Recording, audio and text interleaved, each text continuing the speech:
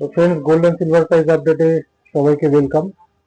প্রথমে আছি 24 carat fine গোল্ডের প্রাইস।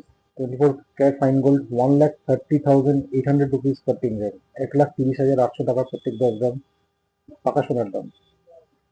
22 ক্যারেট হলমার্ক গোল্ডের প্রাইস হচ্ছে 1,26,550 রুপিস প্রতি গ্রাম, 1,26,550 টাকা প্রত্যেক 10 গ্রাম 22 ক্যারেট পিওরিটি হলমার্ক সোনার দাম। আর সিলভার প্রাইস হচ্ছে 2,011 রুপিস প্রতি গ্রাম, 2,011 টাকা প্রত্যেক 10 গ্রাম রুপোর দাম।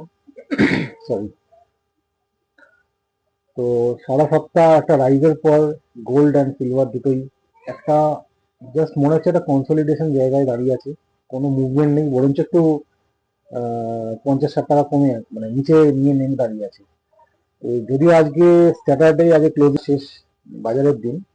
তো আজকে আজকের দিয়ে ক্লোজিংটা দেখে বোঝা যাবে মানে কোন দিকে একটা মুভমেন্ট হতে পারে বা কোন দিকে কনসলিডেট করবে কি করবে না, সেটা আজকের ক্লোজিংটা কি ভীষণ ক্রুশাল। তো এটা আজকের গোল্ডেন সিলভার প্রাইস আপডেটে এত অব্দি। আপনাদের সাথে দেখা হচ্ছে আগামীকাল নতুন golden silver price. Thank you.